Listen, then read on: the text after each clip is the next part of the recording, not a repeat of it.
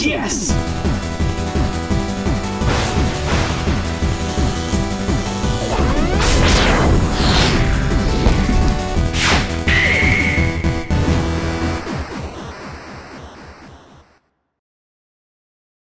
Hey everyone, and welcome back to a brand new episode of The Completionist. So, a while back, all you guys at home said, Gerard, why don't you complete Netflix? Complete Netflix, Gerard, it's a never-ending game. Joke's on you. I completed Netflix, now I'm gonna do it again. Guess what? They got new DLC. Let's go.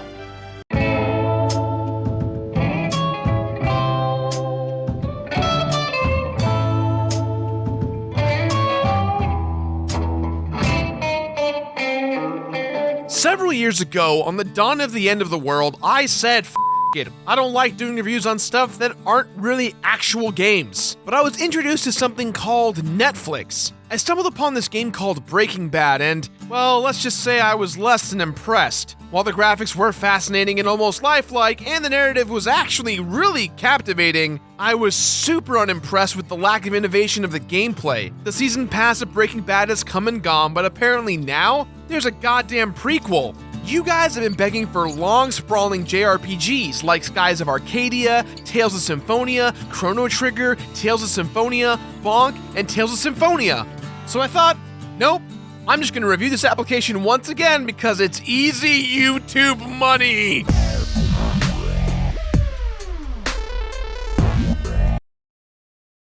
Oh right, I forgot. Copyright stuff. Better Call Saul takes place several years before the events of Breaking Bad and focuses on the minor character James Morgan McGill. But fans of the Breaking Bad series know him better as Saul Goodman, the conniving, slimy lawyer that's really good at getting Walter White out of trouble. The game starts out with what happened to Saul Goodman after the events of Breaking Bad and works its way back to the very beginning. Yet this is where our story begins, being a good lawyer. See, Jimmy McGill is not doing well. He may have good ethics, but his typical day job consists of him defending criminals who literally committed the crimes flat out without claiming innocence. His office is a tiny room in a Vietnamese nail salon, he constantly has run-ins with his parking attendant nemesis at the courthouse, and he has to take care of his brother who not only owns one of the most successful law firms in New Mexico, but is also suffering from a very rare but debatably genuine illness called electromagnetic hypersensitivity. Essentially, Saul's brother is allergic to anything that emits electromagnetic waves, including but not limited to cell phones, transformers, and the sun. This means Jimmy has to constantly be taking care of his brother, Chuck McGill,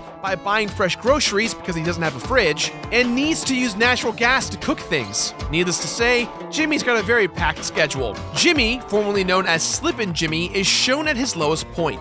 We see a man who suffered a lot of loss, abuse, and is at the end of his rope.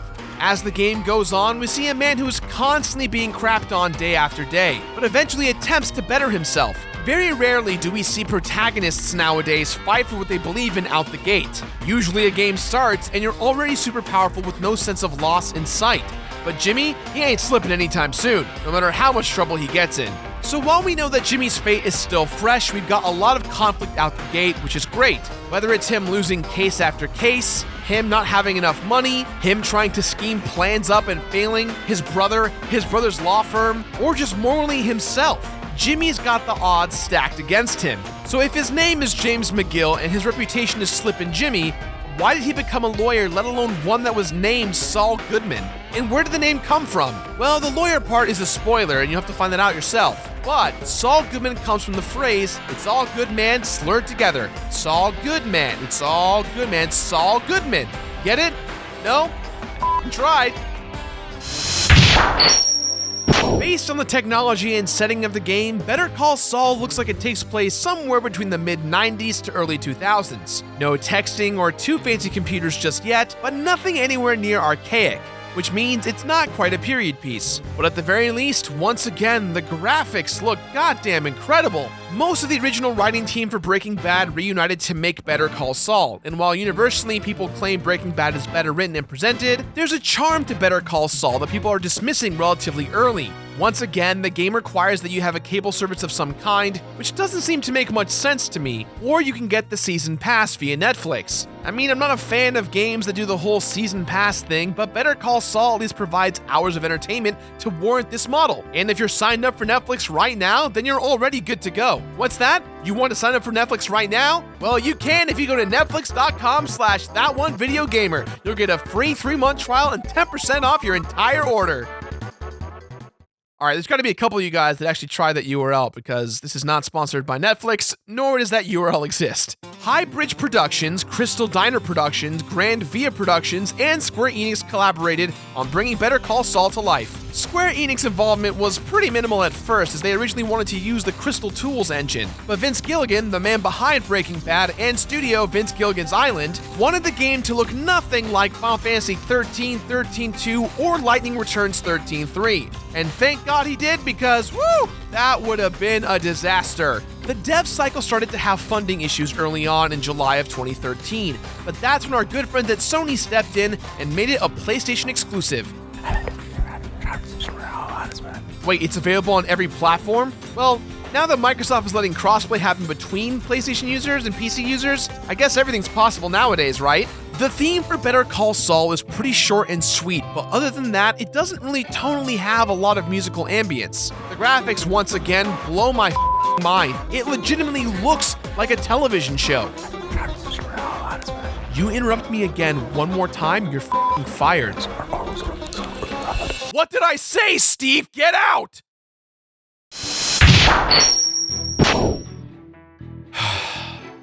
Guys, come the hell on. It's 2016.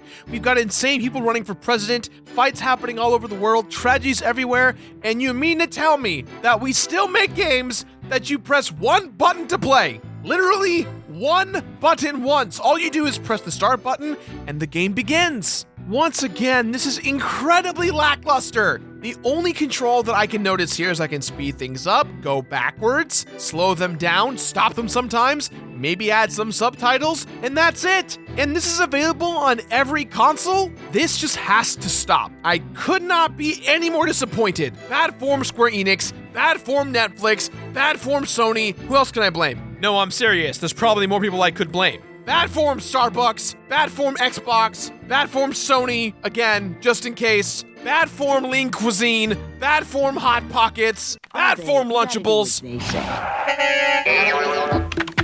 But lunchtime is all yours.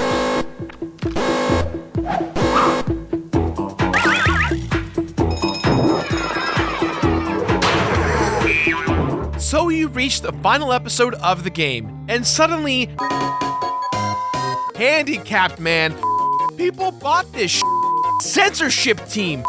You have 4 dudes with sledgehammers. You ever had oatmeal? Your PS4 and your Xbox One. Lukewarm sludge. It's just very bad for you. The Wii U has the best first-party titles out there. If you put your finger in the cement-based oatmeal, you will get stuck. 4 dudes just pounding each other. Was all that bleeped out for my own good so I wouldn't ruin the game? It's never really happened before. Oh well.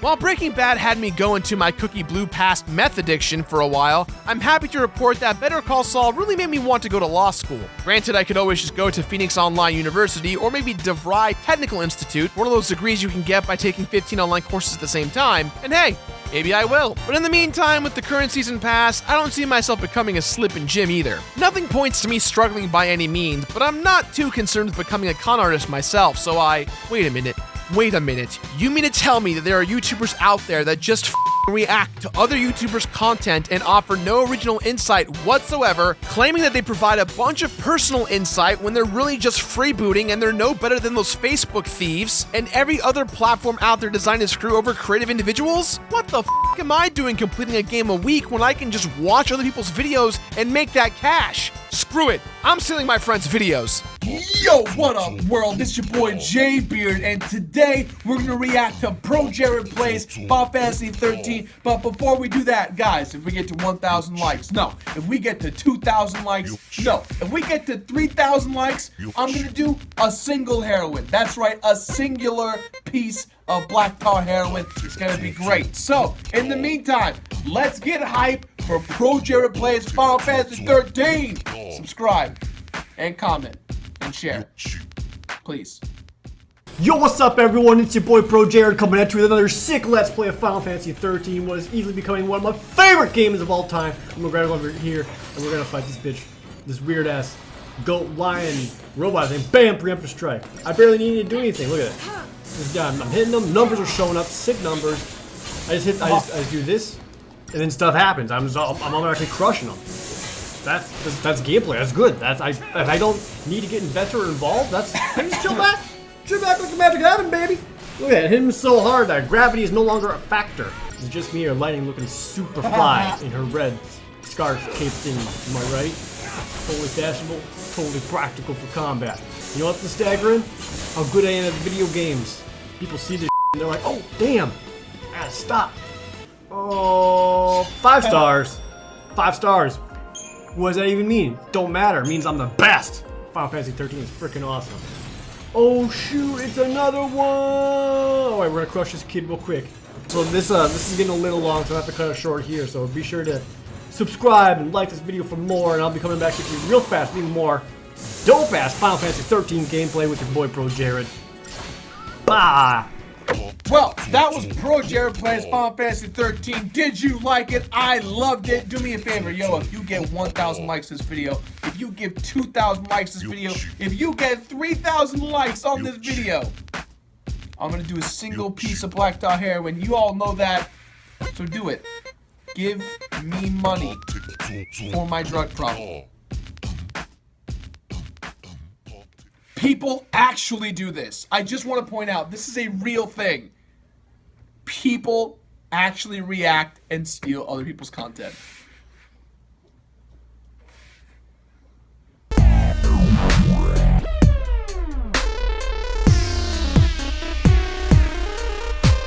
What is with you guys and the one-button mechanic? I don't get it. I do not understand playing a game that you just press the start button to do. I don't get it.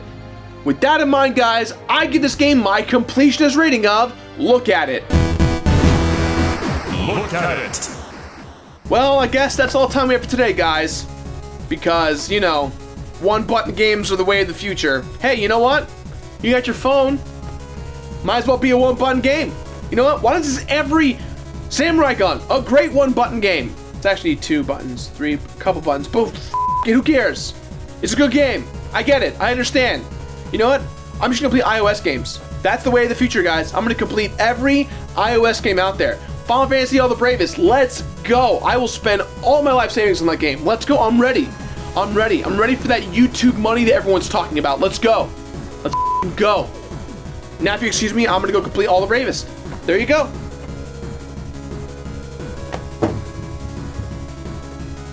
My phone's fine. I know you're worried. It's fine.